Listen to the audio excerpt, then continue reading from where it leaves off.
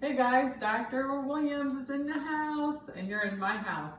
We're going to make a little bit of soup today. First is astragalus root. Astragalus has been shown to have anti-inflammatory and antiviral and bacterial properties, plus it boosts your immune system.